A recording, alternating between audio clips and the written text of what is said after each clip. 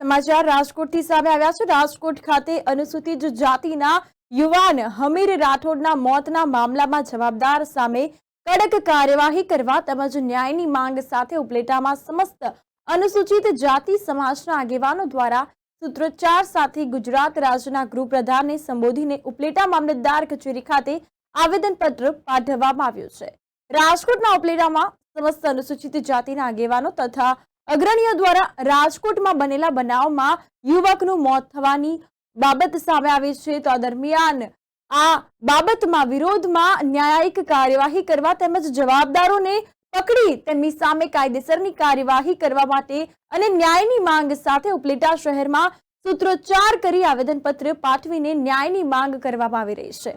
આગેવાનો દ્વારા જણાવવામાં આવ્યું હતું કે ગત તારીખ 16/4/2024ના રોજ રાજકોટ ખાતેના માલવીયા પોલીસ સ્ટેશનના અધિકારીઓ દ્વારા કોઈ પણ જાતના કારણ વગર અનુસૂચિત જાતિના યુવાન હમીર રાઠોડને બેહદ માર મારવામાં આવ્યો અને જ્યાં તેનું મોત ન નીપજ્યું ત્યાં સુધી તેનો અનહદ માર મારવામાં આવ્યો હતો તેવું સામે આવ્યું છે। આ રીતે પોલીસ પ્રશાસન દ્વારા યુવાનની કરપીણ હત્યા કરવામાં આવી છે। તો કરપીણ હત્યા કરેલ હોવાનું સામે આવ્યું છે। આ હત્યાને લઈને અમો સમસ્ત અનુસૂચિત જાતિ સમાજ ઉપલેટા શહેર આ બનાવને આકરા શબ્દોમાં વખોડી કાઢ્યા છે। આ દરમિયાન આવેદનપત્ર પાઠવવામાં આવ્યું છે તેવી વાત સામે આવી છે। મારું નામ રાઠોડ ગીતાબેન છે। હું ઉપલેટા તાલુકામાં સામાજિક કાર્યકર છું।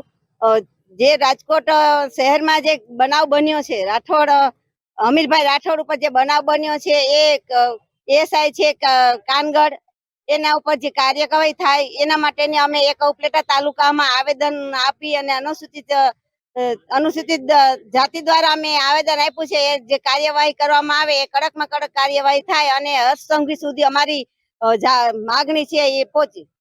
મારું નામ નીરજ મકવાણા છે। હું ઉપલેટામાં એડવોકેટ તરીકે પ્રેક્ટિસ કરું છું અને જે ઘટના રાજકોટના માલવીયા પોલીસ સ્ટેશનમાં બની છે જેમાં એએસઆઈ કાનગઢ દ્વારા આપણા હમીરભાઈ રાઠોડ નામના દલિત સમાજના યુવકને જે બેરહેમીથી મારવામાં આવ્યો અને તે મૃત્યુ જાહેર કરવામાં આવ્યા તે બાબતે અમે અહીંયા આવેદન આપવા માટે મામલતદાર કચેરી આવ્યા હતા। આ એએસઆઈ ઉપર કઠોરમાં કઠોર કાર્યવાહી કરવામાં આવે અને આનાથી આપણા સમાજમાં એક મેસેજ જશે કે ભારતનું બંધારણ છે। અહીંયા કોઈ આલુ મોવાલી કાયદો નથી કે જે ગમે તે એનો ઉપયોગ કરી અને ગમે એ રીતે એનો પોતાનો આંતરિક ફાયદો ઉઠાવી શકે।